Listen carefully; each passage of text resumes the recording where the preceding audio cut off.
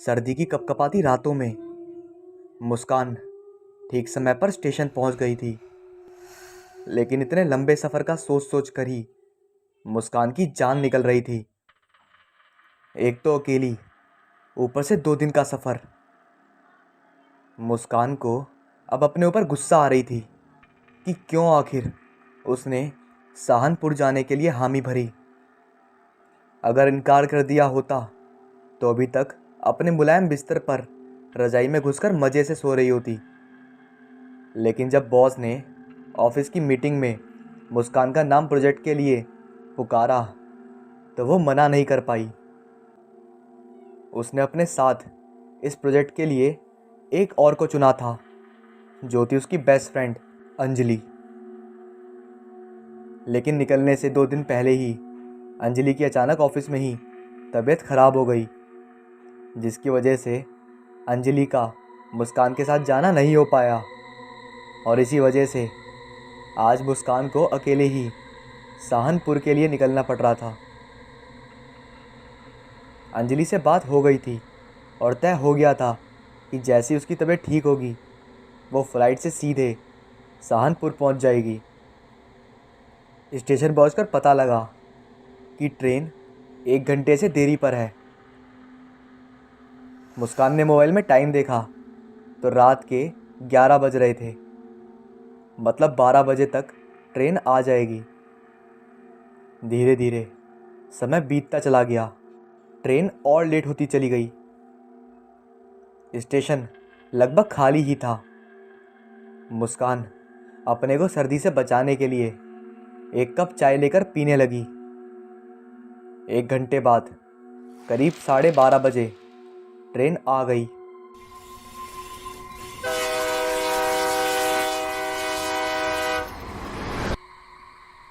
15 minute के stop के बाद ट्रेन ने प्लेटफॉर्म छोड़ना शुरू कर दिया था। अब तक मुस्कान भी अपनी सीट पर आ चुकी थी। ऐसी फर्स्ट क्लास के उस कैबिन में मुस्कान के अलावा कोई एक शख्स भी नहीं था जो अपनी बर्थ पर सो रहा था। मुस्कान ने उसकी चप्पलें देखकर अंदाज़ा लगा लिया था कि कोई महिला उसके इस सफ़र की हमसफ़र है, क्योंकि रात काफ़ी हो चुकी थी और मुस्कान भी दिन भर की थकी हुई थी। तो जल्दी से अपनी बर्थ सेट करके वो सो गई। कुछ देर बाद मुस्कान की एक अजीब सी गंध की वजह से आँख खुल गई। उसने अपना फ़ोन उठाकर समय देखा तो मालूम चला कि रात के 3 बज रहे हैं। उसने मुंह पर से चादर हटाई तो देखा कि साथ वाली महिला बैठी हुई है और उसे ही घूर रही है। ये देख मुस्कान के रोंगटे खड़े हो गए। हिम्मत करते हुए मुस्कान ने उससे पूछा, क्या हुआ आंटी, कोई प्रॉब्लम है क्या? लेकिन वो महिला बिना बोले वैसे ही उसको घूरते रही। अब तो मुस्कान का डर की वजह से बुरा हाल हो गया था। एक बार फिर उसने हिम्मत जुटाकर पूछा, आंटी आपकी तबीयत तो ठीक है? कुछ चाहिए क्या आपको? तभी अचानक एक झटके से ट्रेन रुक गई। शायद कोई स्टेशन आ गया था। झटके की वजह से उस महिला को जैसे होश आ गया। वो बिना कुछ बोले वापस लेट गई। मुस्कान को उसके इस अजीब व्यवहार से काफ़ी हैरानी हुई और उसको समझ में नहीं आ रहा था कि इतना अजीब सी गंध कहाँ से आ रही थी और वो कैसे इतनी गंद में भी सो रही थी। ट्रेन ने वापस रफ्तार पकड़ ली। मुस्कान गेट खोलकर अटेंडेंट को बुलाने गई। दोनों जब कैबिन में लौटे तो मुस्कान ने फिर से उस अटेंडेंट को बोला, देखो कितनी गंदी बदबू आ रही है, एक बार चेक करना कि ये कहाँ से आ रही है। अटेंडेंट ने कैबिन में घुसते हुए बोला, मैडम लेकिन मुझे तो कोई गंध नहीं आ रही। अरे इतनी तेज तो आ रही है, मुस्कान ने मुंह पर हाथ रखते हुए बोला। वैसे मुझे तो कोई गंध नहीं आ रही, फिर भी मैं यहाँ पर फ्रेशनर स्प्रे कर देता हूँ, कहते हुए अटेंडेंट ने स्प्रे कर दिया और वो चला गया। मुस्कान वापस गेट बंद करके अपनी सीट पर लेट गई, लेकिन नींद उसकी आंखों से जैसे उड़ चुकी थी। थोड़ी ही देर बाद फिर से वही अजीब सी गंध आनी शुरू हो गई थी। गंध ऐसी जैसे मांस सड़ रहा हो। मुंह पर कपड़ा रखकर मुस्कान लेटी ही हुई थी कि तभी उसकी आंखें हैरानी से फटी की फटी रह गईं। बगल वाली औरत अपनी सीट से ऊपर हवा में तैर रही थी। डर के मारे मुस्कान की चीख हलक में ही दब के रह गई। उठकर भागने की कोशिश करती हुई मुस्कान ऐसे हो गई जैसे किसी ने उसे जकड़ रखा हो। एसी कोच में भी वो पसीने पसीने हो रही थी। अचानक वो औरत एक भयानक चीख के साथ मुस्कान के ठीक सामने आ गई। दहशत की वजह से मुस्कान हिलडुल भी नहीं पा रही थी। चीखना वो भी चाह रही थी, लेकिन सिर्फ आंसू ही गालों पर गिर रहे थे। उस औरत ने मुस्कान के चेहरे के बिल्कुल करीब आकर एक बार फिर एक भयानक चीख मारी। मुस्कान ने उसके मुंह से आती तेज गंध को अपने चेहरे पर महसूस किया। उसकी चीख मुस्कान की सांसों में शीशे की तरह उतरती चली गई। उसने हाथ बढ़ाकर मुस्कान का गला पकड़ लिया और फिर से एक जोरदार चीख मारी। मुस्कान ने अपना गला छुड़ाने की काफ़ी कोशिश करी और उसके लिए उसने उसका हाथ पकड़ा, लेकिन कुछ गिलगिली चिपचिपी सी चीज़ उसकी हथेलियों में लग गई और अचानक वो औरत हवा बनकर गायब हो गई। मुस्कान जल्दी से डरते डरते गेट की तरफ भागी और बाहर जाने लगी। बहुत कोशिश के बाद उससे गेट नहीं खुल रहा था। ऐसा लग रहा था कि कोई पूरी ताकत से गेट को खुलने नहीं दे रहा हो। मुस्कान गेट पर ही बैठ गई और रोते रोते बाहर निकलने की कोशिश करने लगी और आइडिया सोचने लगी। तभी उसको अपने फ़ोन का ध्यान आया और झट से उसने अपना फ़ोन उठाकर रेलवे कर्मचारियों को फ़ोन करा। तभी अचानक किसी ने उसका फ़ोन छीनकर खिड़की की तरफ उछाल फेंका। खिड़की के शीशे से लड़कर उसका फ़ोन गिर गया। मुस्कान ने ज़ोर ज़ोर से दरवाजे को पीटकर मदद की गुहार करी, लेकिन उसकी आवाज़ वहाँ सुनने वाला कोई भी नहीं था। तभी अचानक से वही भयानक चीज़, या यूँ कह लो वो भयानक औरत, एक काफ़ी खौफनाक चीख के साथ कैबिन में जाने कहाँ से आ गई। उसने मुस्कान के पैर को पकड़कर ज़ोर से खींचा और कैबिन की दीवार पर पटक दिया। मुस्कान के सिर में चोट लग गई और होंठ फट गए, जिससे खून बहने लगा। जैसे ही उस औरत ने खून देखा, उसने अपनी लपतवाती जीभ उसके खून को चाटने में लगा दी। खून चाटते ही उस औरत का चेहरा एक शैतान के चेहरे में बदलने लगा। एकदम काला जला हुआ चेहरा, आंखों की जगह बस खाली गड्ढे, लेकिन उनमें कुछ सफ़ेद सा चमकता हुआ। नाक की जगह बस 2 छेद। मुंह में दांत थे ही नहीं, लेकिन उसकी जीभ एकदम काली। जले हुए चेहरे से खून रिस रहा था। मुस्कान इतना भयानक चेहरा देखते ही बेहोश हो गई। थोड़ी देर बाद जब उसे होश आया तो उसने देखा कैबिन में वो अकेली ही है। वो औरत एक बार फिर से वहाँ से गायब हो गई थी। किसी तरह से उसने अपने आप को संभालते हुए फिर से एक बार गेट की तरफ बढ़ी और सिटकनी खोलकर बाहर आ गई।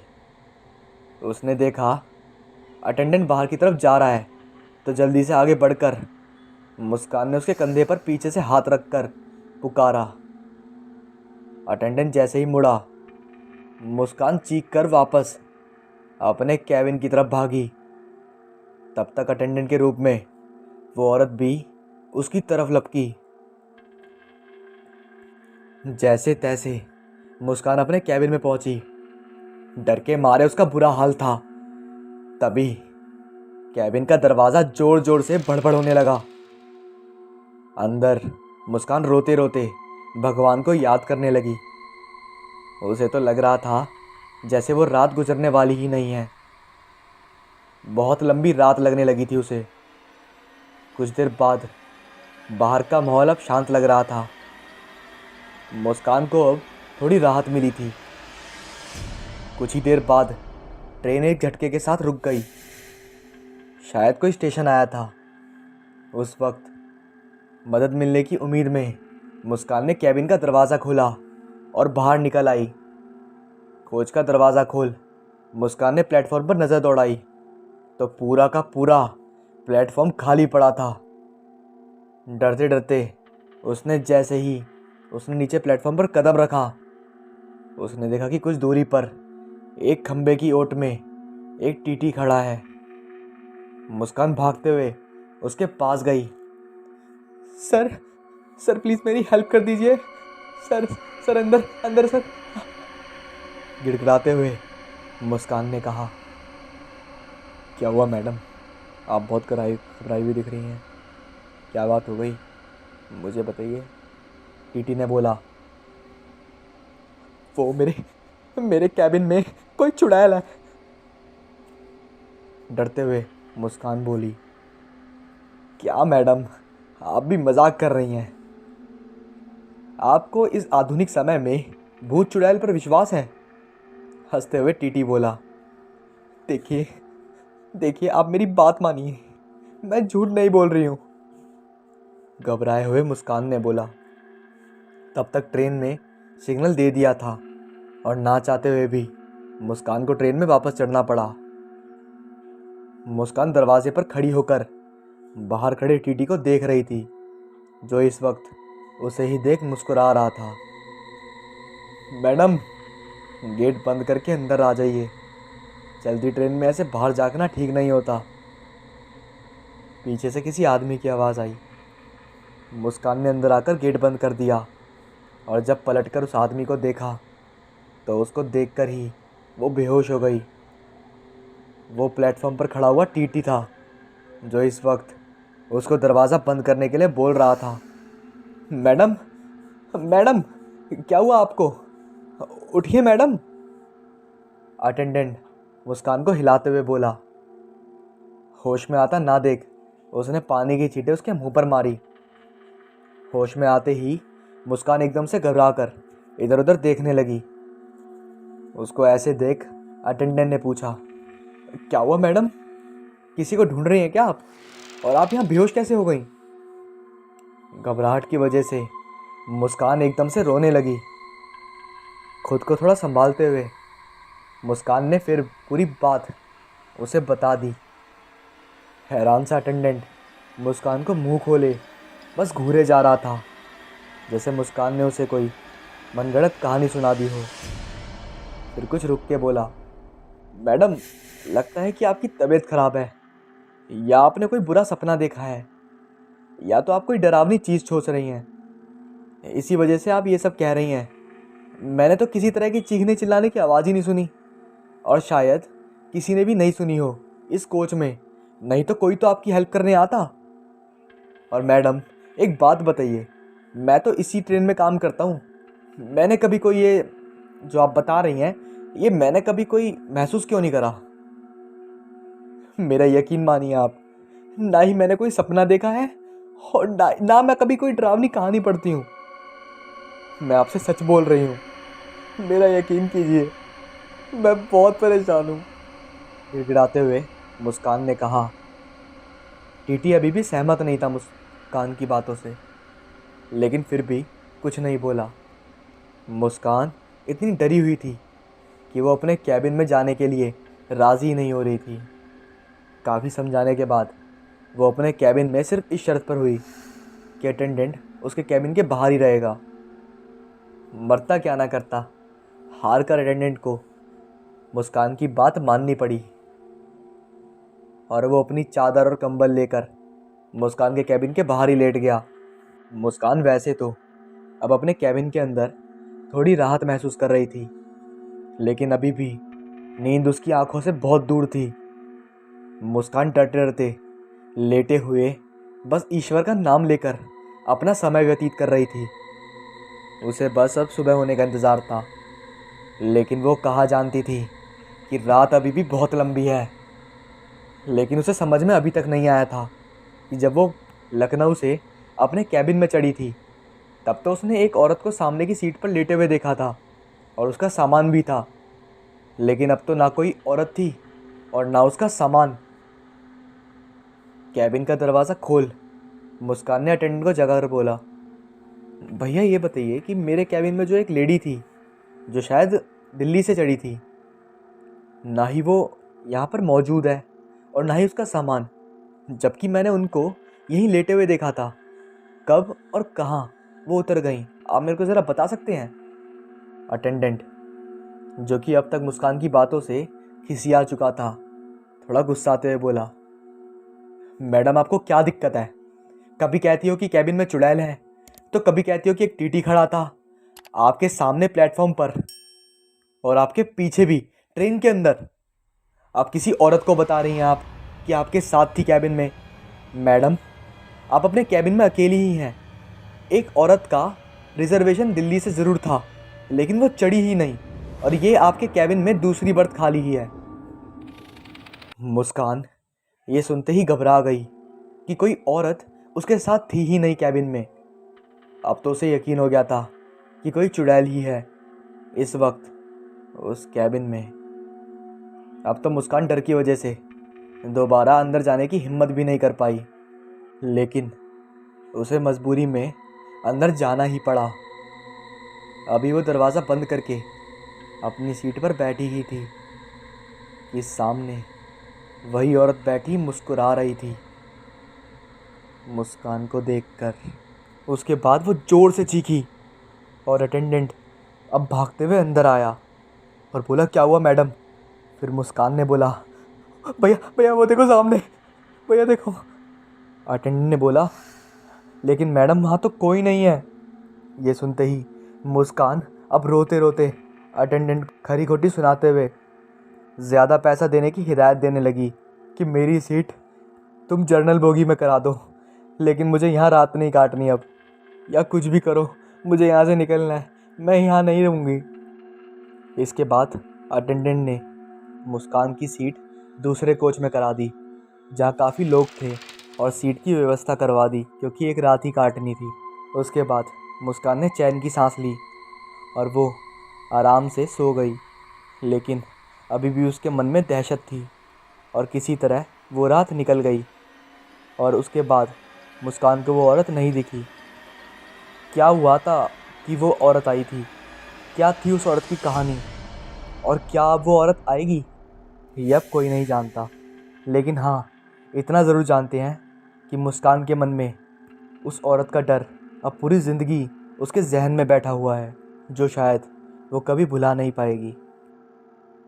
जब भी हम रास्ते पर चलते हैं तो हमेशा ये दुआ करते हैं कि हमारा हर सफ़र मंज़र बरा रहे, पर किस्मत में अगर रंज निकले तो सफ़र हताश कर देता है। इस सफ़र की कहानी दो लड़कियों की ज़िंदगानी को दांव खेल रही है। एक का नाम है आरती और दूसरी का नाम है महक। दोनों पक्की सहेलियां थीं। कुछ ही समय हुआ जब दोनों का दोस्ताना परवान चढ़ गया। दोनों थी तो दो जिस्म एक जान, पर अंदाज दोनों के जीने का एक जैसा। तभी तो इतने बड़े घर की बेटी होने के बाद रंच मात्र का गुरूर ना था महक को। वहीं आरती ठहरी एक मध्यवर्गीय परिवार की बेटी, जिसके पिताजी दाल के थोक व्यापारी थे।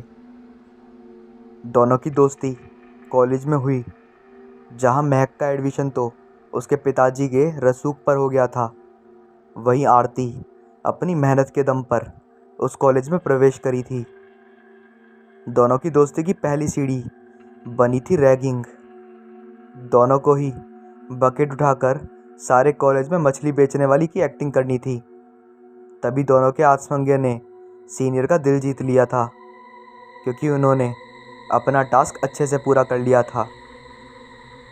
दोनों क्लास में एक ही बेंच पर बैठती और अपनी ज़िंदगी को खुलकर जीती। महक पैसों से और आरती अपनी तेज़ तरार बुद्धि से। ऊपर से भला की खूबसूरती की मालिक थी आरती, जो देखे बस उसी का हो जाए। आज आरती महक के घर बर्थडे पार्टी में गई। पहली बार उस रसूखदार परिवार में जाना उसे मन ही मन अपने आप को देखने पर मजबूर कर रहा था, क्योंकि एक मध्यवर्गीय परिवार जहाँ से वो आती थी उसे अपने आप में ही शर्मिंदा महसूस करा रहा था। लेकिन कुछ था जो उसे इसके बावजूद उसके कदमों को अपनी तरफ खींचे जा रहा था। खुद को पता नहीं कितनी मर्तबा उसने अपने आप को सलीके में ढालने की नाकाम कोशिश करी। आरती महक की दोस्ती के खातिर ही उसके घर जाने के बारे में सोच पाई थी, वरना महक की पारिवारिक स्थिति और आर्थिक स्थिति उसको अपनी आर्थिक स्थिति नीचे ही लगती थी उससे। जैसे ही ऑटो उसके बंगले के आगे वहाँ पर रुका तो पता नहीं क्यों अचानक उसे वो बंगला अजीब और रंग बदलता सा दिखाई दिया। वो वहीं स्तब्ध रह गई और वहाँ पर खड़ी हो गई। पीछे से ऑटो वाले ने हॉर्न मारा। मैडम जी, आपने पैसे तो दिए ही नहीं। आरती हड़बड़ाए हुए अपने पर्स की तरफ देख उसमें से पैसे निकालने लगी। ऑटो वाला वहाँ से चला गया। उसने महक को फ़ोन किया। महक ने गेट कीपर को उसे अंदर आने का आदेश दे दिया। गेट कीपर बोला, मैडम अंदर आ जाइए। आरती को अब उनके घर की खूबसूरती उस डरावने माहौल को बुलाने की कोशिश में लगे थे, और ऐसा हुआ भी। अंदर पहुंचते ही महक ने उसका पुरजोर से स्वागत किया। आरती ने इतना सुंदर घर कभी देखा नहीं था, इसलिए आज उसे ऐसा लग रहा था कि जैसे फिल्मों में देखा घर उसके सामने हो। घर का एक एक कोना अपनी सुंदरता प्रकट कर रहा था। तभी सारी लाइट ऑफ हो गई और एक लाइट का प्रकाश महक के ऊपर गया, और एक प्यारी सी लोरी, शायद ये किसी की आवाज़ थी क्योंकि बैकग्राउंड म्यूज़िक था ही नहीं उसमें। महक की आंखों में आंसू भर आए। आरती ने पहली बार उसे इस तरह रोते हुए देखा, वो भी इतने शुभ दिन पर, उसके जन्मदिन पर। अगले ही पल तालियों की गुर्राहट ने उसका ध्यान अपनी ओर खींचता। महक ने केक काटा और अपने पापा को उसका एक टुकड़ा खिलाया। उसने मम्मी के हाथ से केक खाया नहीं, ना जाने क्यों। आरती समझ नहीं पा रही थी कि आखिर माजरा क्या है।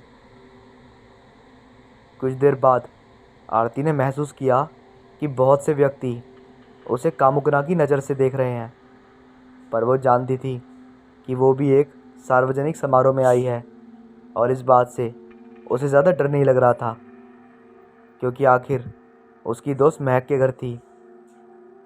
पर एक साहब ने आकर उससे पूछा, क्या तुम महक की दोस्त हो?" उसने हाँ में सर हिला दिया, और वो खाने की टेबल में खाना सर्व करने लगी। तभी उसी इंसान के हाथ से आरती ने अपने हाथों पर एक सिलाहट महसूस की। जब उसने गौर से देखा तब उसी इंसान ने उसके हाथ पर हाथ रख दिया था, जिस हाथ से सर्विंग स्पून थी। उसने उस इंसान के ऊपर चीखने की कोशिश की, पर अगले ही पल एक सुंदर सा युवक उसके सामने खड़ा हो गया, जो उसी की उम्र का हो। उसकी नज़रों में अपने लिए सम्मान और उस इंसान के लिए कठोर इशारा देख वो युवक उसे भाग गया। ये कोई और नहीं, महक का भाई था। महक ने पीछे से आकर उसको कवर करने के लिए कहा था। महक बोली, मैं माफ़ी चाहती हूँ आरती, दरअसल वो अंकल ऐसे बुरा मत मानना। समझा करो, कुछ लोगों को हमें झेलना ही पड़ता है बिजनेस के लिए, तुम समझ सकती होंगी। वैसे ये मेरे बड़े भैया हैं, राजेश भैया। और इतना कहकर महक ने राजेश भैया को गले से लगा लिया। आरती अब थोड़ी सी शांत हुई, लेकिन अगले ही पल उसे वहाँ की जगह फिर से खौफनाक लगने लगी और वो चक्कर खाकर बेहोश हो गई। वहाँ पर चारों तरफ तपती रेत और उसके कोमल पैरों की छाप उस पर।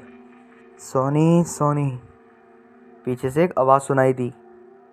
वो पीछे मुड़ती और उसके पैर गर्म रेत में मानो खोले जा रहे थे। अचानक से उसके मुड़ते ही जैसे उसके पैर निकल गए, लेकिन उसके सर पर किसी ने हाथ रख दिया। वो चिल्लाई और आरती को जब होश आया तो वो एक कमरे में थी। उसके आसपास महक, राजेश और उसकी माँ खड़ी थी, जो उसे एक चौंकने की नज़र से देखे जा रही थी। अगले ही पल उसे ऐसा लगा कि मानो वो सपना देख रही थी, पर यह सब एक साथ उसके साथ ही क्यों घटता, वो समझ नहीं पाई। तभी आरती थोड़ा थोड़ा ठीक हुई। महक ने पूछा, आरती तुम कैसी हो? हाँ, अब ठीक हूँ, पर मुझे चक्कर आ गया था। मुझे घर जाना है। महक की माँ ने राजेश को इशारा किया, उसे घर तक छोड़कर आने को कहा। तीनों उठकर गाड़ी में जा बैठे। आरती पूरे रास्ते सिर्फ अपनी पिछली स्थिति और सापेक्ष रूप जो उसने महसूस किया उसी के बारे में सोच रही थी। अब तक उसे समझ नहीं आ रहा था कि आखिर उसके साथ ही ऐसा क्यों हो रहा है। घर आ गया, बस यहीं रोक दीजिए। आरती ने राजेश को इशारा किया। आज के इस रवैये को देखकर महक को भी कुछ समझ नहीं आ रहा था। घर आकर जैसे ही वो कमरे में पहुंची, उसकी माँ वहीं आकर उससे कुछ पूछने के लिए आगे बढ़ी, तो उसने उन्हें वहाँ से चले जाने को कहा। महक ने कहा, सुनिए, आप केवल मेरे पापा की पत्नी हैं और उनकी लाई गई एक वस्तु हैं। आप मेरी माँ नहीं हैं और ना कभी बन सकती। आपको देखकर मुझे मेरा बचपन याद आता है, जहाँ मेरी माँ मुझे अपनी गोद में सुलाती थी, और आपका मेरे पापा के साथ नज़दीकियाँ बढ़ना, जिसकी वजह से ना जाने मेरी माँ हम सबको छोड़ के कहाँ चली गई। इतना कहकर वो रो पड़ी और अपनी माँ की एकमात्र तस्वीर, जिसे वो अक्सर सबसे छुपा कर रखती थी, उसे अपने गले से लगा लिया। आज कितने दिनों बाद माँ मैं तुमसे मिली, वरना पापा तो आपकी सूरत भी नहीं देखना चाहते हैं, ना ही इस घर में आपका नाम सुनना चाहते हैं। ऊपर से ये औरत एक ढोंग करती है सबके सामने मेरी माँ बनने का। अगले दिन दोनों सहेलियाँ कॉलेज में मिलती हैं, पर आज पहली बार ऐसा हो रहा है कि आरती को क्लास में जाने की जगह कॉलेज के लॉन में बैठने का मन हो रहा है। महक उसकी उदासी समझते हुए उससे पूछती है, यार एक बात बता, तू कल की पार्टी में अचानक से बेहोश क्यों हो गई थी? आरती उसे कल की परिस्थितियों से अवगत कराती है, ये जानते हुए कि वो शायद उसकी कई बातों को मजाक बनाने लगे, और ऐसा हुआ भी। महक जोर से हंसती है और पूछती है कि ऐसा तो सिर्फ फिल्मों में ही होता है। तू तो ऐसे कह रही है कि जैसे मेरा घर कोई हॉन्टेड हाउस हो। आरती उसकी बात को बीच में रोकती है और कहती है, मैं जानती थी कि मेरी कई बात का तू मजाक बनाएगी, इसलिए मैं तुझे बताना नहीं चाहती थी। महक ने उसकी बातों को मजाक में ले लिया था, पर आने वाले तूफान से नाबाफिक वो दोनों ही थी। आरती ने भी मौके की नज़ाकत को समझते हुए उससे एक सवाल पूछा, कल की पार्टी में तुमने अपनी माँ के हाथों से केक क्यों नहीं खाया यार? महक ने उस औरत का नाम माँ शब्द में सुनते ही आरती को घूर कर देखा और वो बोली बदलती आंखों से। हाँ, उसकी लाल आंखें देखकर 1 मिनट में ना जाने कितनी बार आरती सहम गई। महक बोली, वो औरत मेरी बेटी की माँ नहीं, बल्कि मेरी हत्यारन है। इतना सुनते ही आरती फिर बेहोश होने लगी कि उसने अपने पर्स में रखी दुर्गा चालीसा की पॉकेट डायरी को अपने हाथ में ले लिया और महक को कसकर पकड़ लिया। अब वो समझ चुकी थी कि ज़रूर कोई ना कोई कहानी है या राज है जो उसे और महक को आपस में इस कदर जोड़ रखा है। महक के ऊपर से कोई साया गुजरता देख वो अब भी कांप रही थी, पर उसे आज ये सच पता लगाना था। महक अब अपने असली रूप में आ चुकी थी, इस बात से अनजान कि कुछ देर पहले उसने क्या कहा था आरती को। आरती ने हनुमान जी का नाम लेते हुए अपने आसपास 108 बार नाम की चौकी लगाई।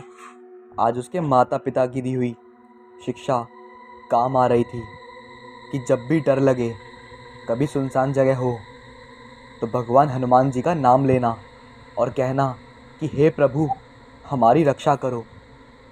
उसने एक अलग ना गवाए उसी विद्या का प्रयोग किया और महक से उसकी माँ के बारे में पूछा। अब महक सिर्फ रोए जा रही थी और अपनी माँ की दास्तान सुना रही थी। ये बात लगभग लगभग 16 साल पुरानी है। जब वो 5 या 6 साल की रही होगी। वो लोग तब दिल्ली में रहा करते थे, जहाँ वो लोग इतने पैसे वाले नहीं थे जितने अब हैं। उसे याद है कि कैसे उसकी माँ उसे अपनी गोद में लेकर लोरी सुनाया करती थी। जो लोरी उस दिन पार्टी के बीच आरती ने सुनी थी। उनका हंसता खेलता परिवार था, पर पापा को दिन रात बड़ा आदमी बनने का सपना माँ को दिन की नींद भी पूरी ना करने देता। और इसी बीच पापा के कंपनी के मालिक की बेटी का उनके घर आना जाना बढ़ गया। वो थी उसकी सौतेली माँ, सोनी। हाँ, यही नाम तो उसने सपने में सुना था। वो बीच में ही चौंक पड़ती है और महक को अपनी कहानी पूरी करने से रोक देती है। वो महक को अपनी दास्तान बताती है। फिर महक कहती है, हाँ हाँ, मैं समझ रही हूँ। फिर महक अपनी आगे कहानी बताती है। महक कहती है, फिर उसकी सौतेली माँ ने पापा को अपनी तरफ आकर्षित किया, लेकिन मेरी माँ सिर्फ मेरे ख्याल में व्यस्त रहती थी। उसे पता नहीं था कि ये सब हो रहा है। मेरी माँ बिल्कुल भोली थी। उसे नहीं पता था कि कोई इतना भी नीचे गिर सकता है, और ना उसने कभी शक करा था, क्योंकि उसे मेरे पिता पर पूरा भरोसा था। लेकिन शायद उसकी किस्मत में कुछ और ही लिखा था। एक दिन मैं बुखार से तप रही थी और मेरी माँ बर्तन धो रही थी। तभी बाहर से पापा आए, और जो मेरी माँ ने देखा, उसे देखकर उसकी हालत मानो सूख चुकी थी। उसने देखा मेरे पिता और वो सोनी, वो दोनों गले में माला पहने हुए हैं, जिसे देखकर साफ साफ लग रहा था कि वो दोनों शादी करके आए हैं। फिर मेरे पिता और मेरी माँ की खूब लड़ाई हुई, और सुबह तक मेरी माँ को मेरे पिता ने ज़बरदस्ती तलाक का सहारा देके मना लिया कि अगर वो उन्हें नहीं अपनाएगी तो मेरे पिता उन्हें तलाक दे देंगे। मेरी माँ मेरे से बहुत प्यार करती थी, और मेरे डर की वजह से ही मेरी माँ उस घर में रहने को तैयार हो गई। सोनी मेरी माँ से अपना भी काम कराया करती थी और खुद सेठों की तरह घर पर बैठे करती थी। एक दिन मेरे पिता मनाली घूमने के लिए मेरी माँ और हम सबको मना लिया, और हम सब मनाली घूमने गए। उसके बाद हम लोगों ने होटल बुक करा, और मेरी माँ और सोनी और पिता, हम चारों एक होटल में थे। तब सोनी ने मेरी माँ से कहा, आओ लक्ष्मी, कहीं घूमने चलते हैं। मेरी माँ को ये बात समझ में नहीं आई कि अचानक से इतनी फ्रेंडली कैसे हो गई, लेकिन मेरी माँ ने कहा, चलो कोई बात नहीं, हौले हौले सब ठीक हो जाता है। तो मेरी माँ उसके साथ चली गई। मैं उस टाइम होटल में थी, लेकिन कुछ देर बाद पिता को रिपोर्ट मिली कि मेरी माँ खाई में गिर गई है, और इसके बाद से मैंने कभी माँ को नहीं देखा। मुझे नहीं पता क्या हुआ था क्या नहीं, लेकिन मैं इसका दोषी हमेशा सोनी को मानती हूँ, और उसे कभी मैं अपनी माँ की जगह नहीं दूंगी। फिर आरती ये सब सुन के सहम सी गई, और उसने महक की मदद करनी चाहिए। तो वो और महक उस घर में गए, और आरती एक सिद्ध बाबा को जानती थी, तो वो उन्हें भी साथ में लेके गई थी। और सिद्ध बाबा को ऑलरेडी उसने सारी कहानी बता दी थी। तो सिद्ध बाबा ने अपनी विद्या की मदद से लक्ष्मी की आत्मा को बुलाया। लक्ष्मी की आत्मा बहुत गुस्से में थी, पर महक को देखकर वो शांत हो गई, और उसने सारी बात साफ साफ समझाई कि मैं सोनी को ज़िंदा नहीं छोड़ूंगी। जब हम सब गए थे पहाड़ों पर तो सोनी ने मुझसे कहा था कि दीदी आप आगे जाइए और मैं आपकी फ़ोटो क्लिक करूंगी। तो उसने मुझे पहाड़ों के पास, खाई के पास एक पेड़ था, वहाँ पर उनने मेरे को बिठा दिया और वो मेरी फ़ोटो क्लिक करने लगी। लेकिन तभी पीछे से दो मुश्तंदे आए और उन्होंने मेरे सर पे पत्थर मार दिया, जिसकी वजह से मैं बेहोश हो गई और उन दोनों ने मुझे खाई में फेंक दिया। सोनी ने उन सबको पैसे दिए और उसने अपना रास्ता एकदम साफ करा लिया। मुझे अभी भी अपने पति की कोई चिंता नहीं है, बस मुझे हमेशा मेरी बेटी की लगी रहती है। उसने जितना बचपन से लेके अब तक मेरी बेटी को परेशान करा है, उसने कभी मेरी बेटी को अपनी औलाद नहीं समझी और हमेशा अपने बेटे को ही सर्वोत्तम मानती रही। मैं हमेशा महक का साया बन के रहती थी, हमेशा उसके साथ चलती थी क्योंकि उसका कोई दोस्त नहीं था। लेकिन जब आरती उसकी ज़िंदगी में आई तब मुझे महक का एक सहारा नज़र आया। लेकिन उसके साथ साथ मुझे सोनी को ख़त्म करने का एक तरीका भी मिला। आत्मा हमेशा उस शरीर में प्रवेश कर सकती हैं जिस शरीर में उनकी राशिफल प्रचलव हो, और आरती में प्रशुल पक्ष था। इसलिए मैंने आरती को सोनी का कत्ल करने के लिए एकदम सर्वोच्चम शरीर चुना और आरती द्वारा मैंने अमावस्या की तिथि सुनी सोनी को ख़त्म करने के लिए। लेकिन मेरी बेटी का प्यार देखकर अब मैं ऐसा नहीं करूँगी।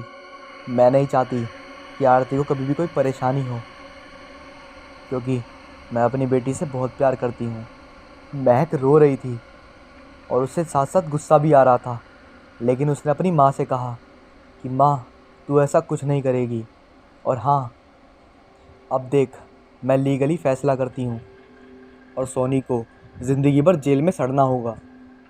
फिर महक ने ये सारी बात अपने बड़े भाई को बता दी और उन दोनों ने सबूत के तौर पर लक्ष्मी के बताए मुताबिक उन दो मुश्तंदों का बयान निकलवाया और पुलिस की गिरफ्त में डाल दिया। और साथ ही महक के पिता ने भी महक और राजेश की पूरी सहायता की, जिसके बाद सोनी पूरी तरह से अदालत में गिल्टी साबित हुई। इसके बाद सोनी आजीवन कारावास हो गया और उसके बाद इन सब का परिवार हमेशा खुश रहा। लेकिन महक हमेशा के लिए अपने पिता से नाराज़ थी, लेकिन वो एक तरह से खुश भी थी क्योंकि उसकी माँ को मुक्ति मिल चुकी थी और वो हर दिन अपनी माँ को याद करती और अब वो खुश रहती। आरती और महक आज भी काफ़ी अच्छे दोस्त हैं और एक दूसरे से बहुत प्यार करते हैं।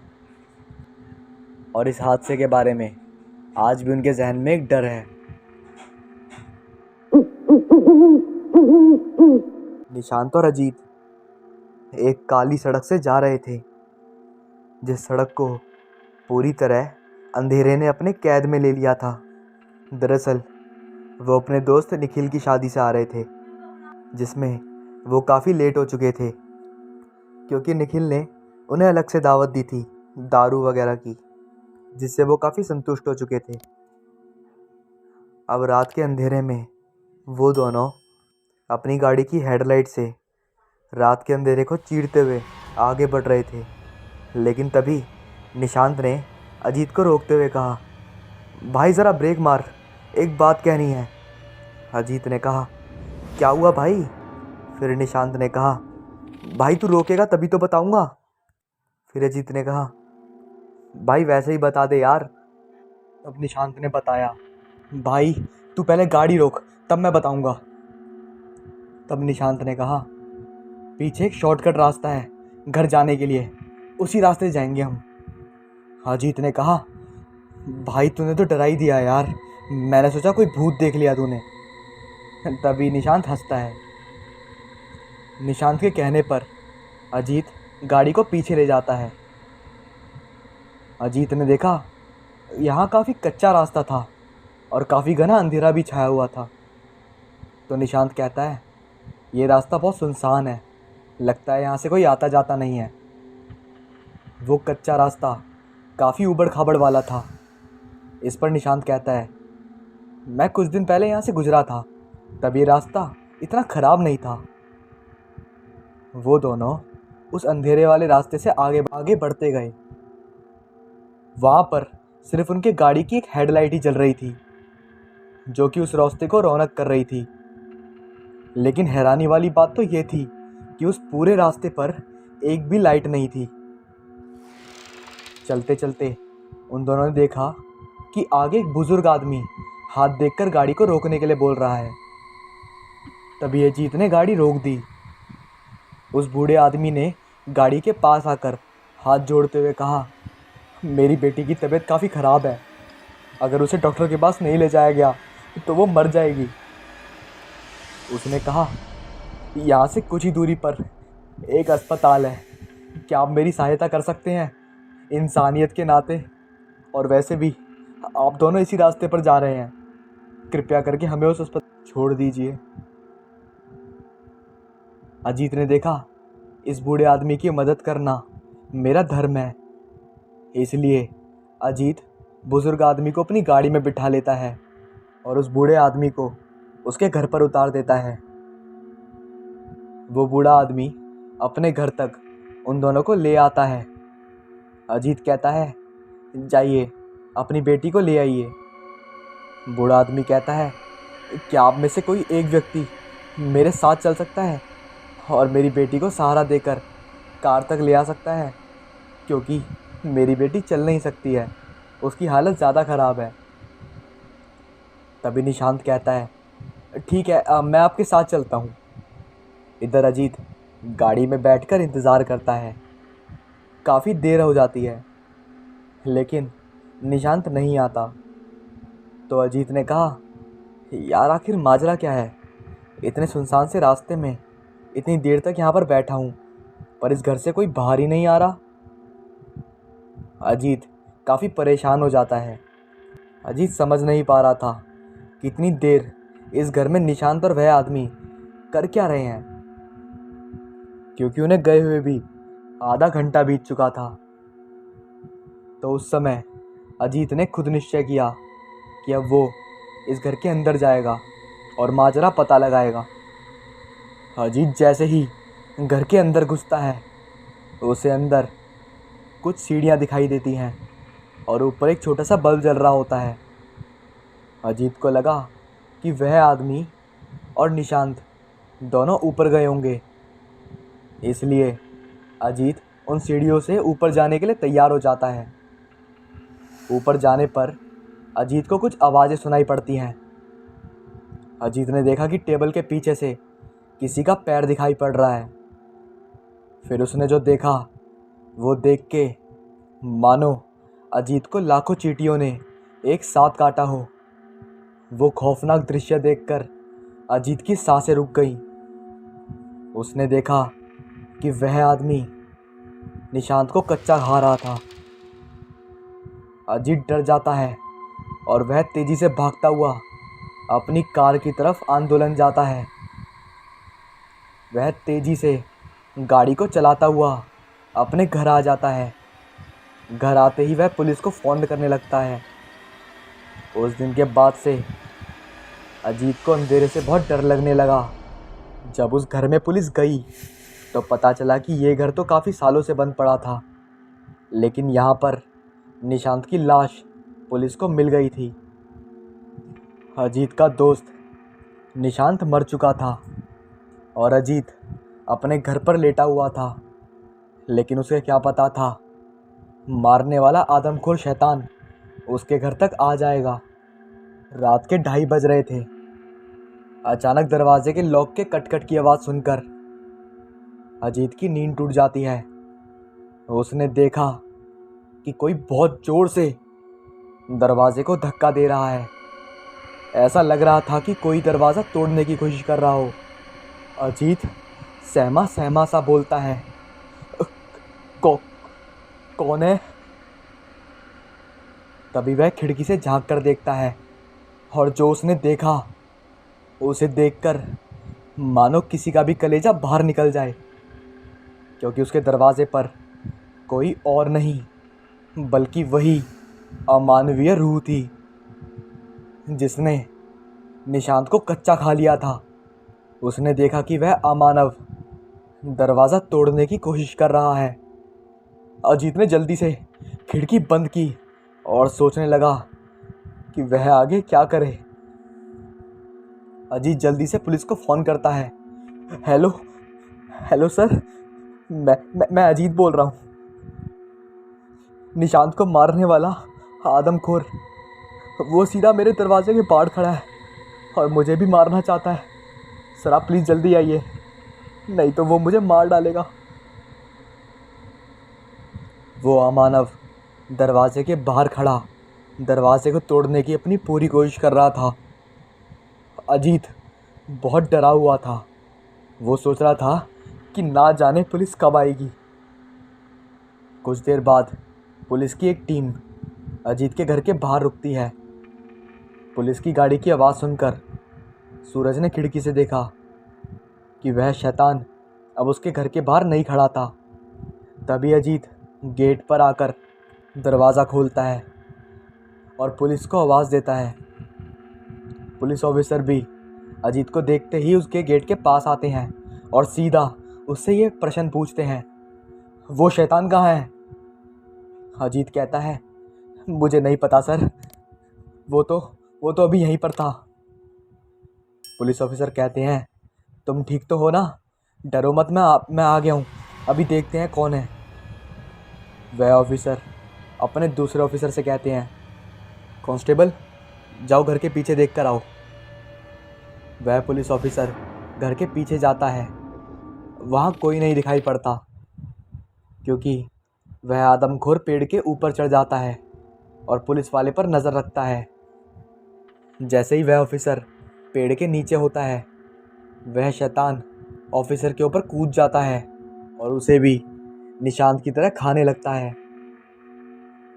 कांस्टेबल की आवाज़ सुनकर वो दोनों ऑफिसर और अजीत डर के मारे कांप जाते हैं। उन ऑफिसरों में से एक ऑफिसर देखने के लिए घर के पीछे जाता है, लेकिन वहाँ पर कोई नहीं होता, क्योंकि वह आदमखोर पेड़ के ऊपर चढ़ जाता है। जैसे ही दूसरा ऑफिसर कांस्टेबल की लाश के पास आता है, वह आदमखोर ऊपर से कूदकर उस सीनियर ऑफिसर को भी मारने लगता है। दूसरा ऑफिसर भी उस आदमखोर का शिकार हो जाता है और मारा जाता है। एक एक करके वह अमानव शैतान तीनों पुलिस ऑफिसरों को मार देता है और अब बस अजीत बचा था। अजीत भाग करके घर के अंदर आ जाता है और दरवाजे को अंदर से बंद कर लेता है। अजीत को अब लगने लगा था कि वह भी अब मरने वाला है। उसे समझ नहीं आ रहा था कि इस आदमखोर से कैसे बचा जाए। तभी उसके दिमाग में एक आइडिया आया।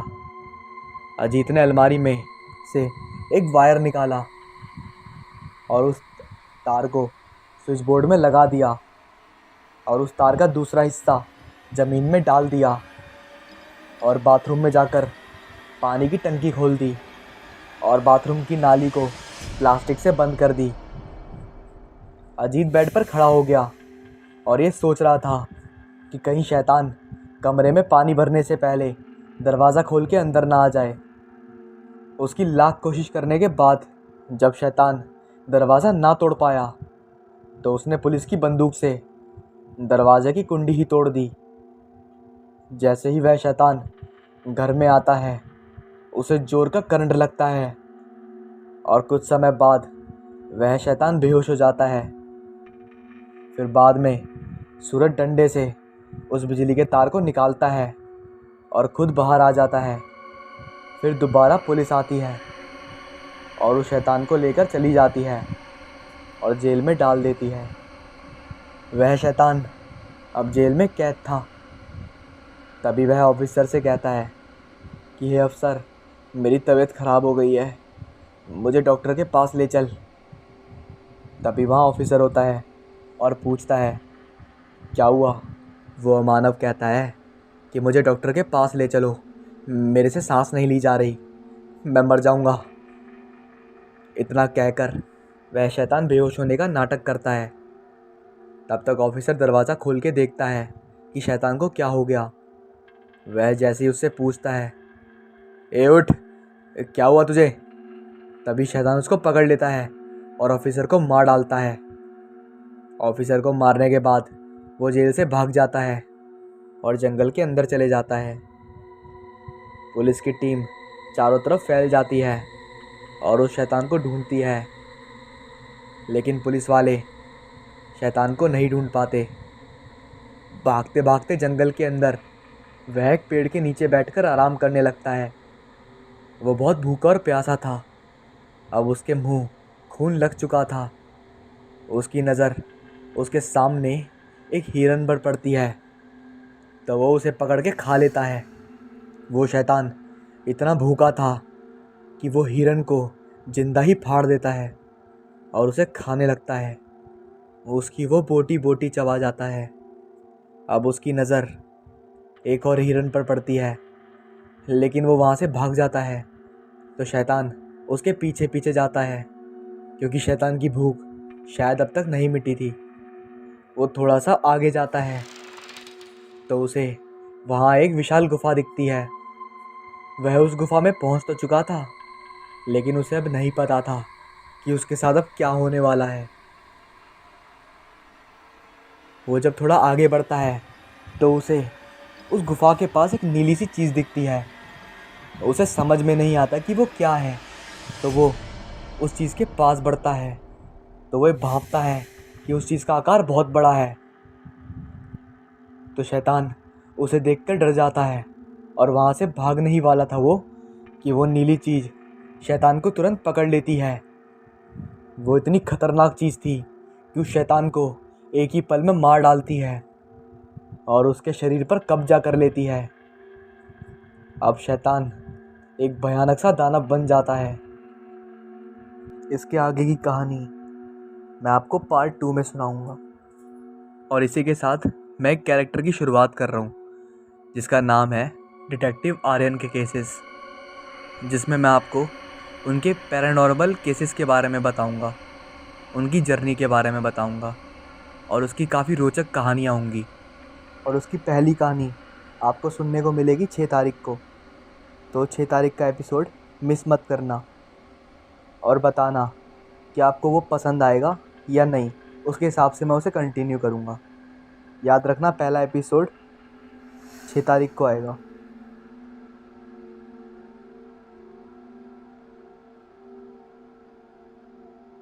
मनीष और मैं शादी करके मुंबई आए थे। कभी कभार मनीष हफ्ते के लिए ऑफिस के काम से मुंबई से बाहर चले जाते। मैं अकेले रह जाती। मन तो नहीं लगता था, पर रात काटनी मुश्किल होती थी। एक रात मैं अकेले थी। मेरी बालकनी से बिल्ली के रोने की आवाज़ आ रही थी। मैं काफ़ी डर चुकी थी, क्योंकि कहा जाता है जहाँ भूत आते हैं वहाँ बिल्ली या कुत्ते रोते हैं। वो रात मैंने जैसे तैसे निकाल ली। मैं बहुत डरी हुई थी, लेकिन करती भी क्या। सुबह मैं अपनी आदत के अनुसार बाहर घूमने चली गई। 8 से 9 बजे के करीब कॉलोनी की बहुत सारी लड़कियां भी घूमने जाती थीं। घूमने के साथ साथ मैं कुछ दोस्त बना रही थी, क्योंकि मेरे को किसी भी तरह अपने अकेलेपन को दूर करना था। और फिर मुझे एक मिल भी गई। वो हमारे साथ वाले घर में ही रहती थी। उनकी शादी भी कुछ महीने पहले ही हुई थी। उसकी और मेरी बालकनी जुड़ी हुई थी। हम अब रोज़ उनके साथ साथ सुबह घूमने जाते, फिर बाज़ार जाते। समय भी हम साथ साथ ही होते। शाम को अक्सर हम साथ साथ चाय भी पी लेते। वो अपनी बालकनी और मैं अपनी बालकनी में घंटों हम बतियाते। एक दिन रात को बहुत तेज़ आंधी चल रही थी। उस रात भी हम अकेले थे। बार बार हमें लग रहा था कोई बालकनी से झांक रहा हो। वो रात हमारी बहुत मुश्किल से निकली। हम सुबह होने का इंतज़ार करने लगे। इस बार हमारे पास साक्षी थी जिसे हम सब बता सकते थे। सुबह हमारी आंखें सब बयां कर रही थीं क्योंकि वो सूजी हुई थी। साक्षी ने ही पूछ लिया घूमने जाने से पहले, और रात का आंखों देखा हाल हमने भी बयां कर दिया। बड़े ध्यान से सुनते हुए उसने अपनी कहानी सुनाई।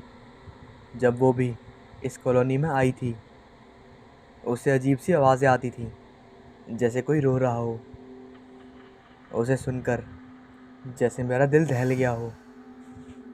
मनीष को आने में अभी 2 दिन थे और हमारे प्राण निकले जा रहे थे। रात फिर में डट में कट गई। सुबह बालकनी में जाने से हम डरने लगे। जब बालकनी में गई तो वहाँ नींबू मिर्च और सिंदूर पड़ी थी। हम तो घबरा गए।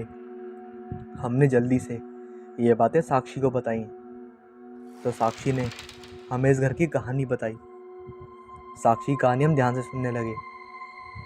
हमारी तरह ही एक नया जोड़ा, करण और स्नेहा, यहाँ रहने आया था, पर दोनों की बिल्कुल भी नहीं पड़ती थी। जब देखो लड़ाई करते रहते थे। कई दिनों करण घर से बाहर रहता था। स्नेहा हमेशा की तरह परेशान रहती थी। अब उसे यकीन हो चला था कि करण का किसी के साथ चक्कर चल रहा है, तो उसने गुस्से में करण का कत्ल कर दिया और आत्महत्या कर ली और कसम खाई, जो भी यहाँ नया जोड़ा रहने आएगा मैं उसे भी मार डालूंगी। उससे बचने का एक ही उपाय है, घर खाली करना। फिर साथ ही उसने बहुत सारी हिदायतें हमें दिला दी। जैसे तैसे हमने दिन निकाला। फिर रात हो चली थी। रात को तो हद ही हो गई। आज तो जैसे कोई बाहर तांडव कर रहा हो। बार बार कोई दरवाज़ा खटखटा रहा था और हम दुबक कर अपने कंबल में बाहर देखना छोड़ हम हनुमान चालीसा रट रहे थे। पसीने से तरबतर सुबह हो गई तो बालकनी में खून पड़ा था।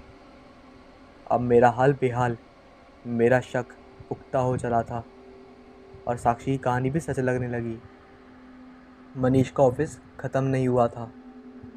अभी 2-3 दिन तक और लगने थे। मैं चाहती भी नहीं थी वो जल्दी आए, नहीं तो पता नहीं हमारा और मनीष का कत्ल भी हो सकता है। इसी कश्मकश में मैं नया घर ढूंढने लगी। साक्षी भी बहुत डरी हुई थी। मेरा बालकनी का दरवाज़ा बंद ही रहने लगा। उधर मनीष मेरी वजह से परेशान रहने लगे। मेरा और साक्षी का बात भी कम होने लगी थी। आनन फानन में मनीष एक दिन जल्दी आ गए। उन्हें देख एक बार तो मैं बहुत खुश हो गई। फिर याद आया जो भूत की कहानी मेरे को साक्षी ने सुनाई थी। फिर रात हुई और आज मैं बहुत डरी हुई थी और रात तो जैसे कहर होने वाली थी। हवा बहुत तेज़ चल रही थी। सन्नाटे को चीरते हुए हमें एक चीख सुनाई दी, जिसे मनीष ने सुनी अनसुनी कर दी। मैं भी नहीं चाहती थी ये बाहर जाकर देखें। तभी ऐसा लगा किसी ने दरवाजे पर दस्तक दी हो। मनीष उठकर जाने लगे कि हमने जाने से रोक दिया। बिल्ली के रोने की आवाज़ लगी। तरह तरह की बातें मेरे दिमाग में चल रही थी। तभी ऐसा लगा कोई बालकनी में आया हो। मनीष ने उठकर देखा। पीछे पीछे मैं भी डर डरते चली गई। कोई लाल रंग की चुन्नी ओढ़कर औरत साक्षी के घर के बालकनी में कूद गई। मैं बेहोश होकर गिर पड़ी। मनीष, जो उसका पीछा करने साक्षी की बालकनी में कूद पड़े थे, डर के मारे मेरी जैसे जान निकल गई हो। अब मनीष का क्या होगा? जब तक मुझे होश आया, मनीष, साक्षी और निशांत ज़ोर ज़ोर से हंस रहे थे और मैंने पूछा, क्या आपने भूत को पकड़ लिया? क्या हुआ? मनीष ने कहा, भूत भूत कुछ नहीं होता। साक्षी वही लाल चुन्नी ओढ़कर खड़ी थी और मैं समझ गई वो और कोई नहीं, साक्षी थी, जो रोज़ हमें डराती थी। तब साक्षी ने बताया वो सब उसी ने किया है और सारे राज खोले।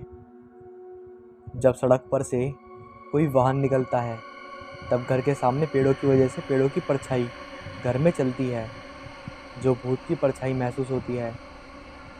कॉलोनी में बिल्लियाँ बहुत सारी हैं और उनकी लड़ाई अक्सर होती रहती है। खून के निशान के पंजे बिल्ली के पंजों के थे। तभी मुझे तुम्हें डराने का ख्याल आया। तुम सारी बात मुझे ही बता देती थी। हमारी बातों पर ही मैंने वो कहानी बनाई जिसे तुम सच मान बैठी। अब तो बस उस कहानी में कुछ तत्व भी जोड़ने थे। नींबू मिर्च और सिंदूर तो तुम्हें डराने के लिए मैंने रखा था। हमारी बालकनी जुड़ी होने का फ़ायदा उठाया मैंने। बालकनी में शीशे पर दस्तक अक्सर मैं ही देती थी। और आज तो मैं लाल चुन्नी ओढ़कर आई थी तुम्हें डराने। पर मनीष भैया आज ही आ गए। मुझे पता नहीं था और मैं पकड़ी गई और सब जोर से हंस दिए। मैं बोल पड़ी, भागो भूत आया। दोस्तों, कभी कभार ऐसा होता है कि कहीं वो चीज़ होती है ही नहीं, लेकिन हम अपने मन में डर बना लेते हैं। तो ये कहानी इसीलिए थी।